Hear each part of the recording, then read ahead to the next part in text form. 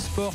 L'after est de retour, 21h, 23h, c'est l'after de l'été. On est avec François Manardo, avec Jonathan Macardy et on va parler de Nantes. Un petit mot quand même sur cette équipe de Nantes, ça fait plusieurs soirs qu'on voulait en parler. On va être dans quelques instants avec des supporters nantais évidemment. Vous nous appelez au 32-16 parce que évidemment on a changé de coach, on a changé de staff. Mais et pour l'instant d'ailleurs ça se passe pas trop mal d'ailleurs en termes de jeu, ce qu'on en a vu en match amical. En termes de recrues, en revanche, on reste un peu sur notre faim. Et c'est un peu ce qu'on craignait d'ailleurs après ce que le président Kita nous avait dit. C'est qu'il a mis beaucoup d'argent sur les staffs et l'entraîneur, mais on ne sait pas trop ce qu'il va y avoir comme joueur.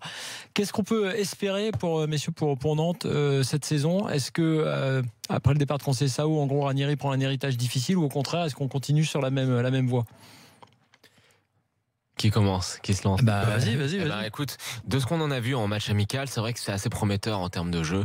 L'équipe, on voit qu'elle est beaucoup plus cohérente, même si c'était déjà pas mal avec Conceição. On voit qu'elle est tout de suite cohérente dans le jeu offensif, même si ça n'a pas non plus été les étincelles, mais on sent quand même qu'il y a déjà des beaux débuts d'automatisme. Après, ce qui est certes inquiétant, c'est de voir le nombre de râteaux que le FC Nantes prend pour l'instant. Et on rappelle Nampalys Mendy, par exemple. On rappelle un fait, puisqu'on est à bloc là-dessus dans l'after. Pas de cellule de recrutement à Nantes. C'est ça le problème et c'est là où j'avais voulu en venir.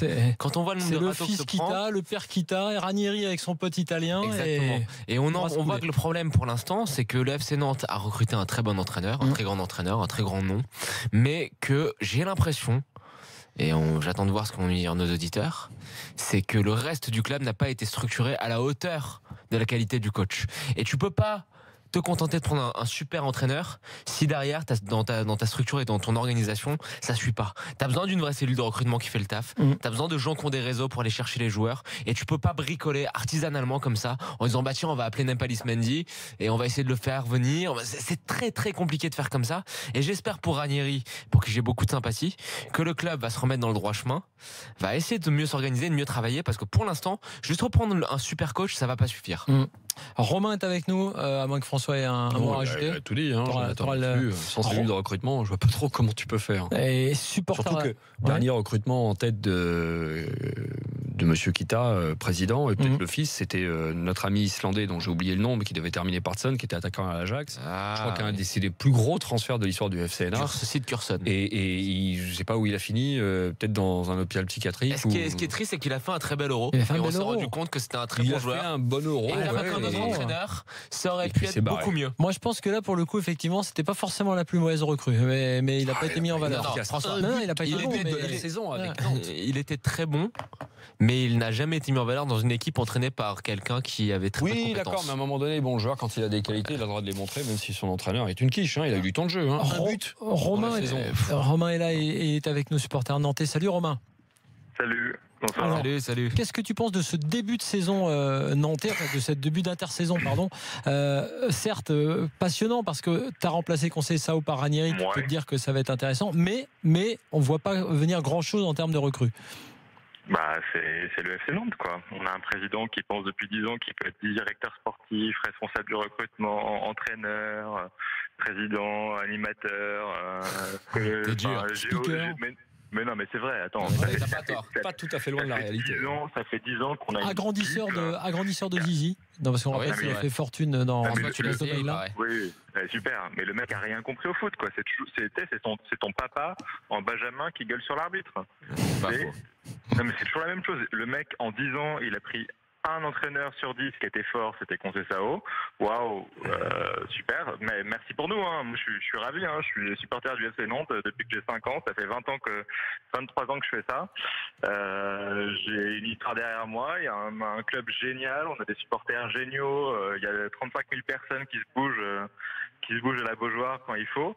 Mais putain, on a une pipe comme président, quoi. Non, et on va surveiller son langage quand même. Écoute, je comprends.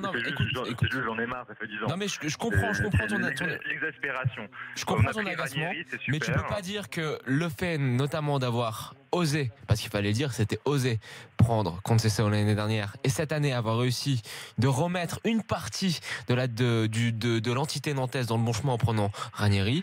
Tu peux pas non plus dire que le travail est totalement mal fait. En revanche, de dire que le travail est pour l'instant incomplet, ça on peut le dire. Mais les mots sont un peu forts, je trouve. Les mots sont forts. Ça fait juste. Mais t'es un supporter, je le comprends. voilà, c'est l'exaspération. Après, tant mieux, il a changé. On arrête avec le coach de Ligue 1 classique. Bon, on a eu Conceição, ça a bien marché. On a Ranieri, on est entre de bonnes mains.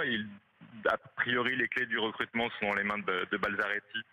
Pourquoi pas?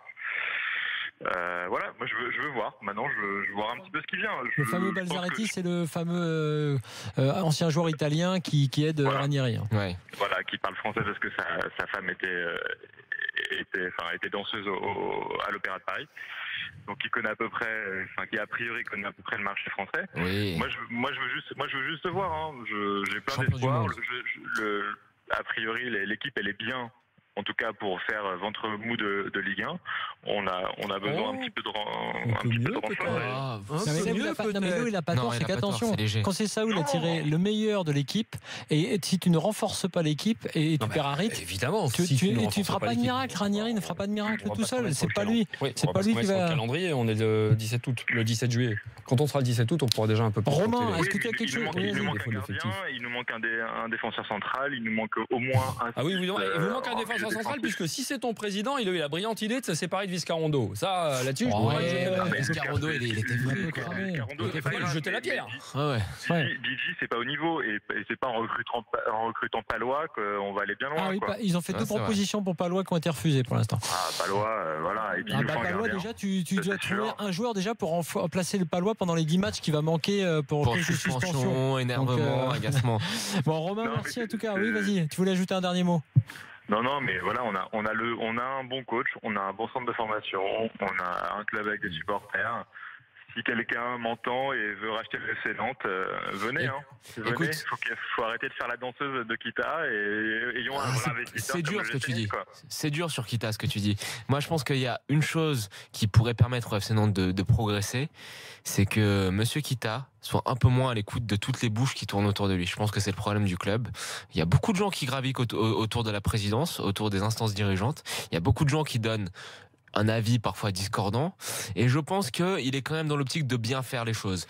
Ça s'est vu avec les deux coachs qu'il a pris là, et voilà, enfin vraiment quand j'entends les gens dire que c'est une pipe et tout, je trouve ça quand même un peu dur. Il a dit c'est une pipe. Ouais, c'est un peu dur. D'ailleurs, Maxime Lerbat, il dit j'hallucine quand j'entends le vocabulaire de certains supporters. C'est quand même grâce à Kita que Ranieri est arrivé. Donc voilà. Ranieri ne dit pas Passito, ça va être complètement différent. À voir s'il va pouvoir tirer le meilleur de chaque joueur comme Sergio Conceição. Tu le conseilles alors Kita? Non, quoi? Non, tu lui conseilles pas, tu lui donnes pas des pistes, tout ça? Parce que sinon, il faut qu'il arrête d'écouter les gens qui parlent autour de lui. Tiens, Clément est tu avec nous. Tu conseilles sur les sextoys, non? Pourquoi donc? C'est toi qui l'as essayé. C'est toi qui l'as levé, ça. De pénis. C'est toi. C'est Florent Gaudreau qui en parle. C'est pas des sextoys. C'est des agresseurs de pénis. C'est des médicaments. Fais pas le mec qui connaît pas, François. Il connaît bien. La vieille vanne. Toi, tu connais bien. Qui dit qui est. Non, c'est pas celui qui dit qui est. Vous reprenez un truc. La circoncision, c'est ton problème. C'est ton truc, mais oui. C'est ton truc. C'est pas un problème. C'est pour raccourcir d'ailleurs la circoncision. Clément d'Antibes est avec. Non, pardon. Clément de Nantes est avec nous. Salut Clément. Non, mais bon. Clément d'Antibes. Tu as ton coq avec toi, Clément? Non, j'ai mon chat si vous voulez. Ah d'accord, ok. Tiens, on va faire un petit salut à ton chat. Ouais. Comment il s'appelle? On en est réduit là dans les afters de l'été. Clément, un mot sur Nantes et sur ce qu'on a dit. D'ailleurs, est-ce que tu as trouvé ton copain supporter trop dur vis-à-vis de Kita? Non, plutôt très lucide. Disons que moi j'ai une théorie avec Kita, c'est que quand Kita gère tout et que ça va mal, on ne le voit plus, et dès qu'il délègue, que les choses reviennent dans le bon sens, et que les résultats repartent dans le bon sens, Kita revient, se remet sur le devant de la scène et ça reva mal, et en fait c'est un cycle infernal depuis 10 ans. Donc voilà, même si, comme disait l'auditeur précédent, on a Ranieri, c'est bien. Moi personnellement, j'en entends pas de miracle. Je pense qu'il va stabiliser le club dans la première partie de tableau. Voilà. Après, on a un club qui est pas du tout structuré par rapport aux ambitions affichées par le président. Et c'est quoi les ambitions affichées alors par ton président? De faire mieux que la seconde place. Il a laissé sous-entendre quand même qu'il aspirait à jouer l'Europe assez rapidement. Top 7, top 8, il a dit, ouais. Donc, ça me semble être un peu compliqué. Bah, non, mais si tu dis faire mieux que l'an dernier, c'est-à-dire faire mieux que 7e, c'est vrai que pour l'instant, c'est pas facile de faire mieux que 7e avec la Ligue 1. Et si tu recrutes pas plus que ça. Oui, c'est compliqué. Ça va être dans ton avis, François, on va voir qu'il y a quand même de la concurrence. Mais là, quand on regarde l'effectif. Clément, tiens, juste, Johan nous dit, en pointant du doigt Harit, on va pas regretter Harit, on ne perd pas grand chose sur le terrain et on s'enrichit de 10 millions, il est bon, mais il n'a pas un gros QI foot. C'est ton avis aussi, Clément?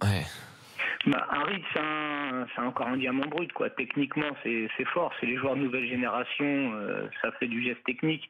Mais bon, après, c'est pas encore un produit fini au niveau de la vision du jeu, de la prise de décision. Donc je pense que ça, c'est aussi un cas qui aurait été mal géré. Là, on vend 10 millions. Si jamais le joueur t'arrive à le bichonner, éventuellement à le prolonger, à lui donner une revalorisation pour flatter son ego, tu peux le vendre le double si jamais il arrive à percer cette saison. Après, ces joueurs-là, c'est toujours des paris plus ou moins sur l'inconnu. Mais bon, moi, je voudrais revenir aussi sur le manque de structuration au niveau de la file de recrutement. On a un club qui n'anticipe rien. On est tout le temps sur tenter des coups. Donc toujours pour revenir à notre cher président, il lui faut du clinquant. Il a annoncé il n'y a pas si longtemps que ça qu'il se penchait sur des William vainqueurs, que Ben Arfa ça l'intéressait. Mais où on va? Pour moi, il a déjà tout mis sur le coach. Donc j'ai même l'impression qu'il saborde certaines de ses recrues pour après mettre ça sur le dos des joueurs. L'exemple, c'est avec Vertou. Ils ont contacté Vertou. Il aurait pu être intéressé pour revenir. Le joueur demande un délai de réflexion. C'est normal. Il a 23 ans. Il a un moment charnière de sa carrière. Il a des offres aussi. Sous prétexte que c'est Ranieri le coach, il aurait dû dire oui tout de suite. Le lendemain, il y a Kita qui l'insulte dans la presse. Et qui met ça sur le dos du joueur en disant que depuis qu'il a Aston Villa, qu'il a un gros salaire et il a plus faim, qu'il préfère retourner jouer avec son club de Ligue 2.